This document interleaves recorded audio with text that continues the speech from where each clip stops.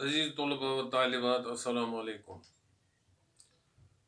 आज का हमारा मौजू है अल्लामा इकबाल की एक नज़म जिसका अनवान है जुगनू। नज़म जुगनू की तशरीह करने से पहले मैं ये मुनासिब समझता हूँ कि हम अल्लामा इकबाल की ज़िंदगी के बारे में कुछ गौर खोज करें, उसकी सवानिया हयात मुख्तसर अल्फाज में आपके सामने पेश करें। हकीमुल उम्मत डॉक्टर अल्लामा इकबाल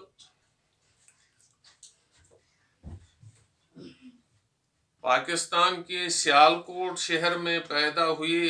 1875 में, कुछ ने लिखा है 1877 में। खैर बहरहाल 1877 हो या 75 हो, तो उस वक्त हिंदुस्तान एक ही मुल्क था। तो आज वो पाकिस्तान के अंदर सियालकोट पड़ता है, तो उसी शहर के अंदर हकीमुल उम्मत डॉक्टर अल्लामा इकबाल ने जन्म लिया 1875 में। आपके वालिद मोहतरम जो थे नूर मोहम्मद,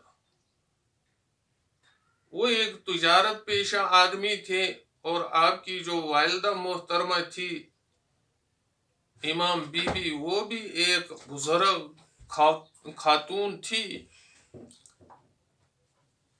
उनका जो माहौल था, तालीमी माहौल था, उनके घर में खुदा परस्ती का माहौल था, इंसान दोस्ती का माहौल था उनके घर में। तो उसी माहौल के अंदर हकीमुल उम्मत डॉक्टर अल्लामा इकबाल पले। वहीं एक प्राइमरी स्कूल में तालीम भी हासिल की, फिर इंटरमीडिएट भी वहाँ ही से किया। फिर वहाँ से इस दौरान उनको एक अच्छे उस्ताद की रहनुमाई हासिल रही, सैयद मीर हसन, जो फारसी और अरबी के बहुत बड़े आलिम थे। और उन्हीं की बुजुर्गी की वजह से, काबिलियत की वजह से डॉक्टर अल्लामा इकबाल को शायरी का शौक हुआ और वो शायरी की तरफ रागिब हो गए। तो यहाँ से वो चले लाहौर में उसने पहले तो बीए किया, फिर एमए भी फलसफा की डिग्री में किया। वहाँ भी उसको एक अच्छे उस्ताद की रहनुमाई हासिल रही, जिसे प्रोफेसर आर्लेंड कहते थे। अगर हम ये न कहें, बेजा न होगा कि अल्लामा इकबाल को खुदा ने 3 नियामतों से नवाजा था। एक नियामत थी उसके बुजुर्ग, ध्यानदार, खुदा परस्त वालिदैन, और दूसरा उसको अच्छे उस्ताद मिले सैयद मीर हसन, और दूसरा वो प्रोफेसर आर्लैंड, और तीसरी नियामत थी खुदा ने उसे जहनी सलाहियत से नवाजा था।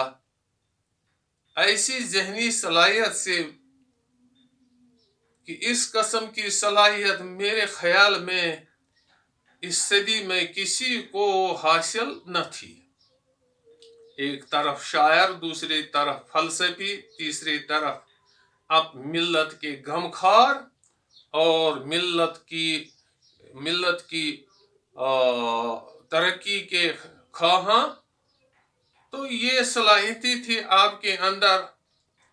फिर लाहौर से तालीम पाकर वो इंग्लिस्तान गए। वहाँ म्यूच यूनिवर्सिटी ने उसको पीएचडी की डिग्री हासिल की, क्योंकि उसने ईरानी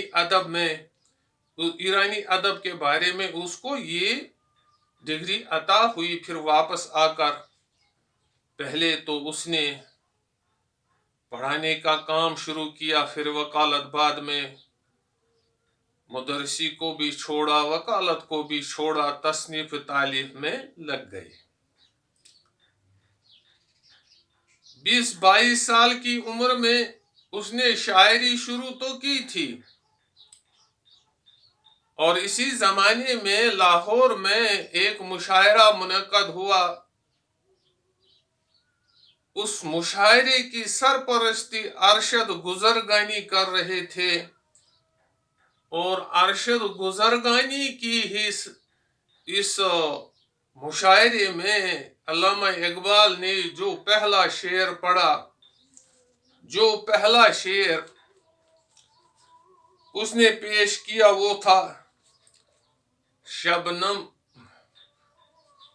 وہ پہلا شعر جو تھا، موتی سمجھ کے شانی کریمی نے، موتی سمجھ کے شانی کریمی نے چن لیے قطرے جو تھے میرے ار کے انفعال کے. یہ پہلا شعر اس نے پڑھا لاہور کے مشاعرے میں. ارشد گزرگانی جس کی سربراہی کر رہے تھے، تو ارشد گزرگانی یہ شعر سن کر چونک اٹھے اور علامہ سے مخاطب ہو کر کہا کہ ارے اقبال، اتنی چھوٹی عمر میں اتنا بڑا شعر. اس کے بعد اس نے شکوہ جوابی شکوہ وہ اخباری مخزن میں چھپتے رہے، تو علامہ اقبال کی شاعری کا دھوم بر صغیر میں پھیل گیا. یہ وہی اقبال تھے جو جبکہ اس کی زندگی میں یوم اقبال منایا گیا. شاید یہ واحد شاعر ہوگا، واحد فلسفی ہوگا کہ اس کی حیات میں ہی اس کا جو دن تھا یوم اقبال وہ منایا گیا. آپ قوم کو غفلت کی نیند سے بیدار کرنا چاہتے تھے، اور آپ کو انگریزی تہذیب سے زبردست نفرت تھی. انگریزی تہذیب سے زبردست نفرت تھی. ایک جگہ اس نے لکھا ہے بگریز از طرز جمہوری غلامی پخت کارے شو کہ از 200 مغز خر فکری انسانی نمی آید. یہ تھی نفرت اس کو مغربی معاشرے سے. اگرچہ اس نے مغرب کا پورا دورہ کیا، مغربی تعلیم بھی پڑھی، لیکن وہ مغرب زدہ نہ ہوئے.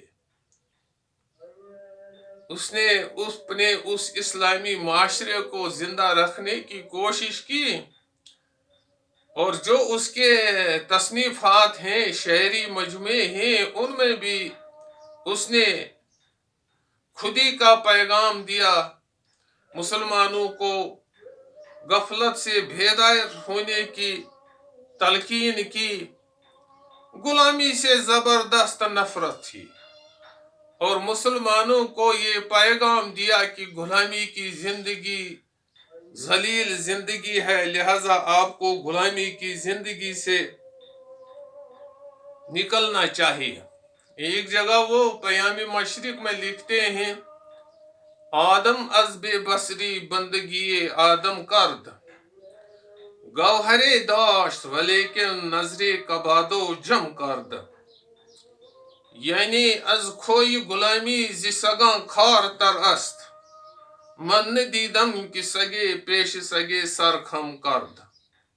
یہ پیغام دیا اپنی امت کو، اپنے مسلمان بھائیوں کو، ذرا سر اونچا کر کے چلو، خدا پرست بنو لیکن بادشاہ پرست مت بنو، اخلاق پرست بنو لیکن انسان پرست مت بنو.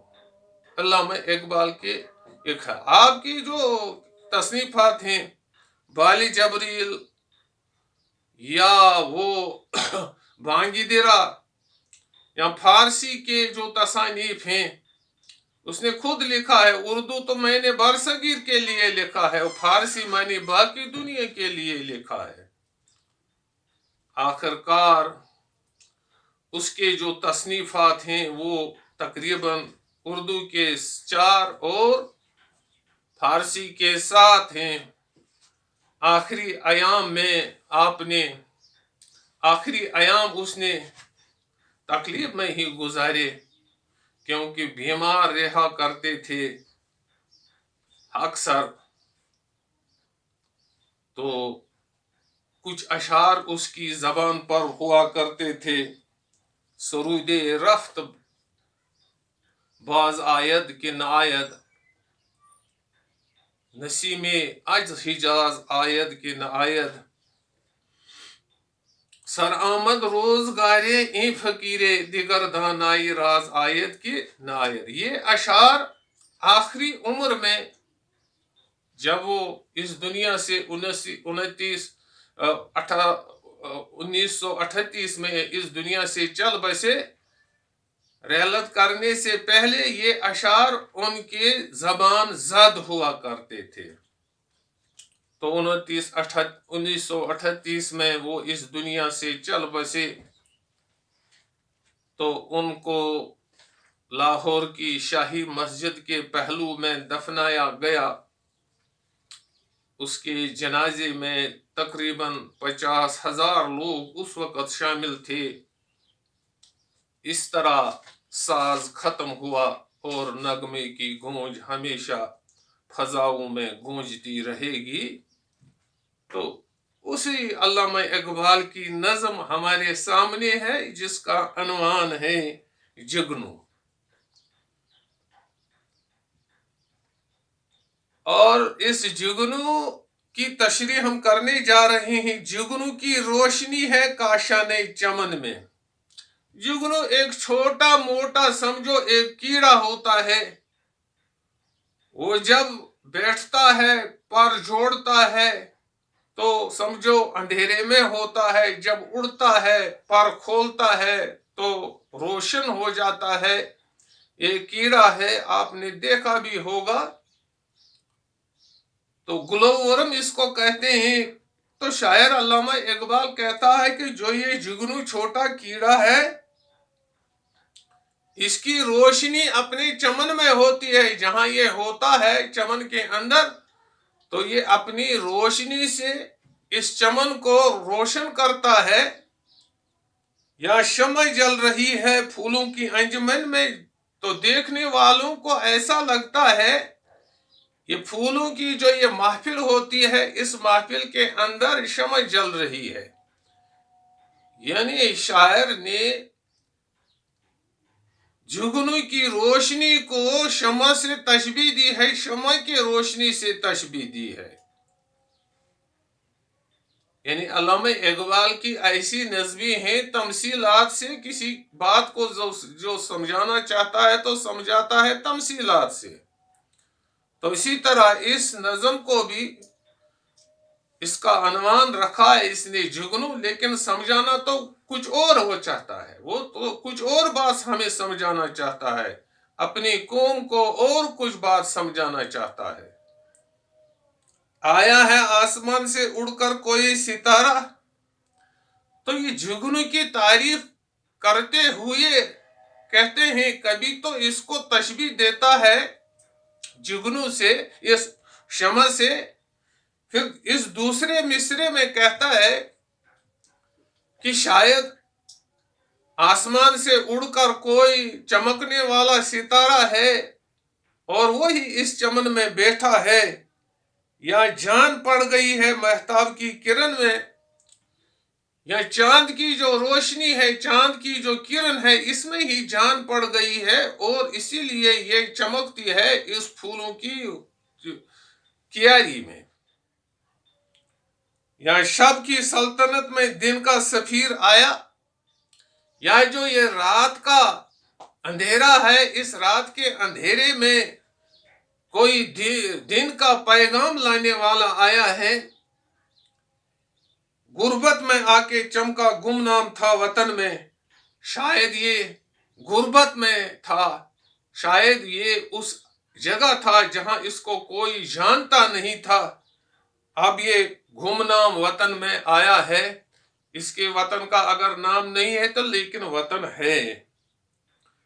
इसी तरह इसको तशबीहात से समझाते हुए आगे शायर कहता है, तकमा कोई गिरा है महताब की कबा का, या ये जो महताब है इसके कोट का शायद बटन गिरा है, वही चमकता है इस फूलों की इंजमन में। जर्रा है नुमाया सूरज के पैरहन में, या ऐसी बात है कि कोई जरा चमकता है सूरज के लिबास के अंदर। जो सूरज का लिबास है, इसी सूरज के लिबास के अंदर कोई जरा चमक रहा है। ये तशबीहात से इसकी रोशनी के मुतालिक हमें समझाता है। हुस्ने कदीम ये पोशीदा एक झलक, हुस्ने कदीम की ये एक पोशीदा झलक थी। तो अब हमें समझाना चाहता है अल्लामा इकबाल, जो ये हुस्ने कदीम है, हुस्ने अज़ल है, या खुदा जो है, ये उसी खुदाई की एक पोशीदा, एक छिपी हुई झलक है।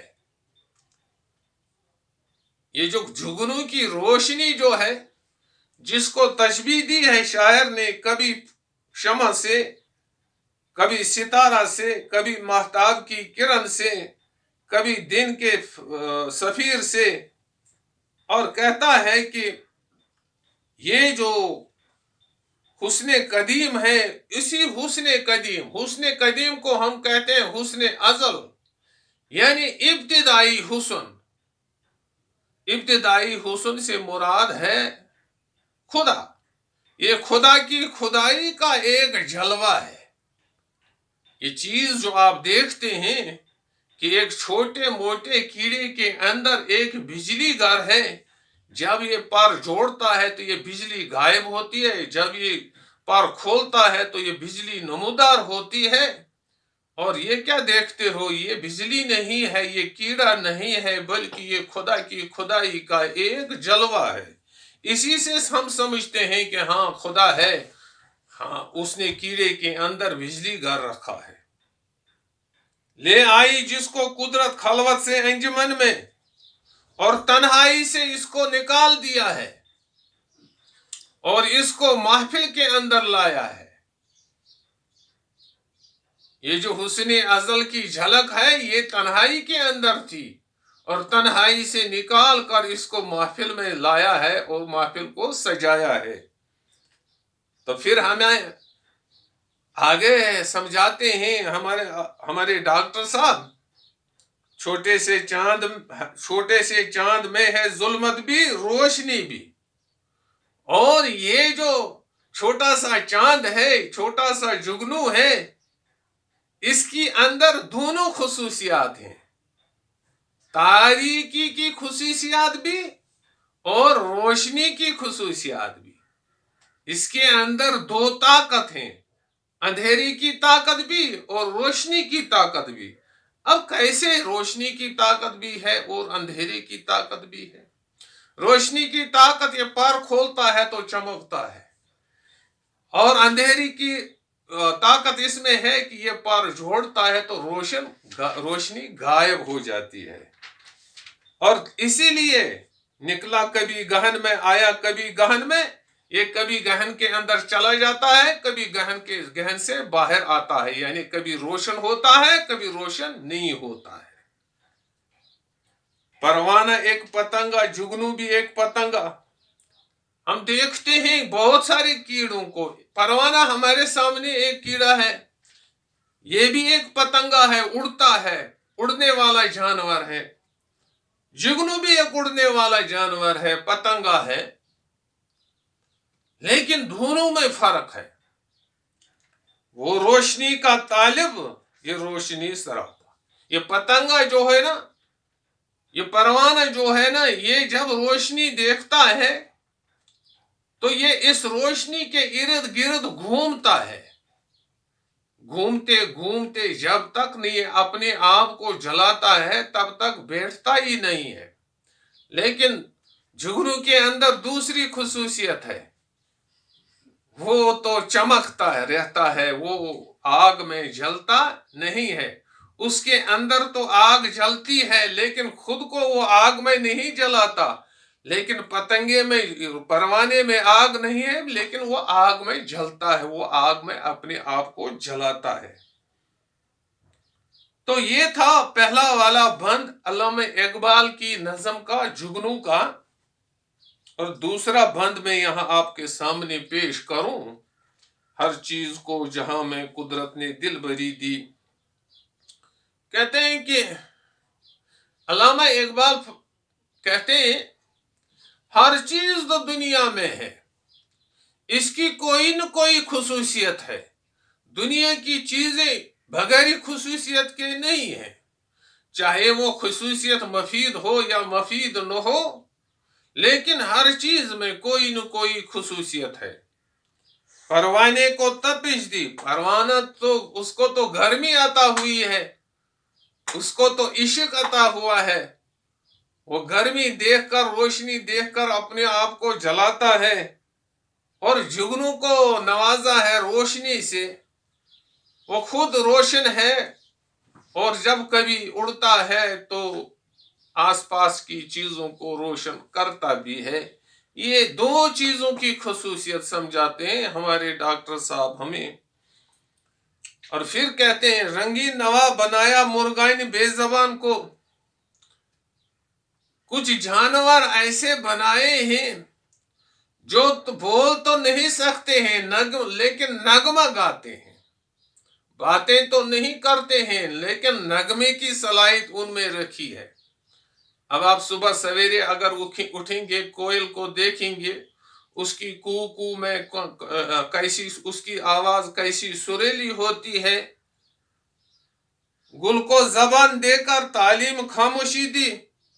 یہ پھول جو ہے نا، یہ صبح کے وقت جب کھلتے ہیں، اس کے جو پھول کی پنکھڑیاں جو ہوتی ہیں وہ زبان کی طرح ہوتی ہیں، وہ زبان کھولتی ہیں لیکن زبان سے بولتے نہیں۔ پھولوں کو تو زبان دی ہے، یعنی پھولوں کی زبان دینے سے مراد ہے صبح کی بینی بینی ہوا سے یہ پھول کھلتے ہیں، منہ کھولتے ہیں لیکن بولتے نہیں۔ نظارے شفق کی خوبی زوال میں تھی، صبح کے وقت جب سورج طلوع ہونے کو ہوتا ہے تو سنہری روشنی پہاڑوں پر، زمین پر پھیل جاتی ہے۔ جب سورج غروب ہوتا ہے تو یہی سنہری روشنی پھیل جاتی ہے پہاڑوں پر، زمین پر، جہاں، اور شفق کہتے ہیں اس جگہ کو جس جگہ ہمیں زمین اور آسمان ملے ہوئے نظر آتے ہیں۔ اب دیکھو، نظارے شفق کی خوبی زوال میں تھی، اور زوال کا جو وقت ہوتا ہے شفق کی خوبی اسی وقت نظر آتی ہے۔ کیسا نظارہ ہوتا ہے، خوبصورت نظارہ ہوتا ہے سورج غروب ہونے کے وقت یا سورج طلوع ہونے کے وقت۔ چمکا کے اس پری کو تھوڑی سی زندگی دی، اس شفق کو پری کی مانند چمکایا ہے، اگرچہ اس کی زندگی چند لمحات ہی ہیں، یعنی یہ زوال کا وقت چند منٹوں میں ہی رہتا ہے، لیکن بڑا خوبصورت نظارہ اس کا وقت ہوتا ہے۔ یہ بھی خدا کی کاریگری، خدا کی قدرت کا ایک کرشمہ ہے، ایک جھلک ہے۔ رنگین کیا سحر کو بانکی دلہن کی صورت، اور آپ صبح کا نظارہ دیکھتے ہیں، بولی بالی دلہن کی طرح ہوتی ہے یہ صبح، بینی بینی ہوا چلتی ہے، تاریکی چھٹ جاتی ہے، روشنی پھیل جاتی ہے، کیسا خوبصورت نظارہ ہوتا ہے صبح کے وقت۔ پہنا کے لال جوڑا شبنم کی آرسی میں، اور شبنم کے قطرے جو ہوتے ہیں، ان شبنم کے قطروں سے جب روشنی گزرتی ہے تو یہ موتیوں کی طرح یہ شبنم کے قطرے چمکتے ہیں، ایسا لگتا ہے کہ لال جوڑا پہن رکھا ہے شبنم کے قطروں نے۔ سایہ دیا شجر کو، پرواز دی ہوا کو۔ اب خدا کی قدرت کے کرشمے، خدا کے جھلوے ہمیں بتاتے ہیں علامہ اقبال کہ یہ درخت جو ہے نا، ان کو خدا نے سایہ سے نوازا ہے۔ تپتی دھوپ میں جھلسے لوگ درختوں کے سائے میں بیٹھ کر آرام کی سانس لیتے ہیں، اور ہوا کو اڑنے کی طاقت، پرواز کرنے کی طاقت دی ہے۔ حالانکہ ہماری نظروں سے اگر ہم اپنی آنکھوں سے دیکھیں گے کہ ہم ہوا کو نہیں دیکھ سکتے ہیں، یہ تو ایک گیس ہے، لیکن ہم اس کو محسوس کر سکتے ہیں۔ اور خدا نے اس ہوا کے اندر بھی ایسی طاقت رکھی ہے کہ یہ ہوا پرواز کرتی ہے، ایک جگہ سے دوسری جگہ پہنچتی رہتی ہے۔ اگر اس کا ہوا اگر نہ ہو تو انسان جاندار زندگی کا رہنا ممکن نہیں ہے۔ پانی کو دی روانی، موجوں کو بے کلی دی، اور پانی جو ہے اس میں بہنے کی طاقت رکھی ہے، اور موجیں جو ہیں ان کو بے قراری عطا کی ہے، یعنی سمندروں کے اندر لہریں اٹھتی رہتی ہیں، کبھی ساحل کے ساتھ ٹکراتی ہیں، کبھی ساحل سمندر میں ہی گھوم جاتی ہے۔ یہ امتیاز، لیکن ایک بات ہے، ہماری جگنو کا دن وہی ہے جو رات ہے ہماری۔ اور آپ کہتے ہیں کہ یہ امتیاز جو ہے نا، اس میں ایک بات یہ ہے کہ جگنو کا دن وہی ہوتا ہے جو رات ہوتی ہے۔ جگنو کا دن رات کے وقت ہوتا ہے، کیونکہ رات کے ہی وقت جگنو چمکتا ہے، دن کے وقت جگنو چمکتا نہیں ہے۔ لیکن اگر وہ دن کی وقت میں پرواز کرے بھی، وہ چمکے بھی، لیکن سورج کی روشنی کے مقابلے میں تو بجلی کی روشنی بھی ماند پڑ جاتی ہے، تو اب جگنو کی روشنی کا تو سوال ہی نہیں ہے، جگنو کی روشنی کہاں نظر آئے گی۔ حسن ازل کی پیدا ہر چیز میں جھلک ہے۔ یہ جو حسن ازل ہے نا، یہ خدائی کی جو خدائی ہے، اس نے ہر چیز میں اپنا جلوہ رکھا ہے۔ جتنی بھی چیزیں ہم دیکھتے ہیں، درخت دیکھتے ہیں، اونچے پہاڑ دیکھتے ہیں، ہوا دیکھتے ہیں، وسیع عریض زمین دیکھتے ہیں، جانور دیکھتے ہیں، مختلف قسم کی جاندار چیزیں دیکھتے ہیں، یہ سب خدا کے جلوے ہیں۔ انسان میں وہ سخن ہے، گنچے میں وہ چٹک ہے، انسان میں بولنے کی صلاحیت رکھی ہے، تو یہ بھی خدا کا ایک کرشمہ ہے کہ گوشت اور ہڈیوں کا بنا ہوا ایک ڈھانچہ، یہ سوچتا بھی ہے، سمجھتا بھی ہے، بولتا بھی ہے۔ اور اسی طرح پھول جو ہوتا ہے، کلی بند ہوتی ہے، یہ کلیاں کھلتی ہیں، کانٹے دار جھاڑیوں کے اندر، پتہ نہیں ہے ان کے کھلنے میں کون معاون ہے، کون مددگار ہے، کس نے ان میں کھلنے کی طاقت رکھی ہے۔ بس یہی کہہ سکتے ہیں کہ ہر چیز میں حسن ازل کا جلوہ ہے، خدائی کا جلوہ ہے۔ یہ چاند آسمان کا شاعر کا دل ہے گویا، آسمان پر جو یہ چاند چمکتا ہے یہ شاعر کے دل کے مانند ہے۔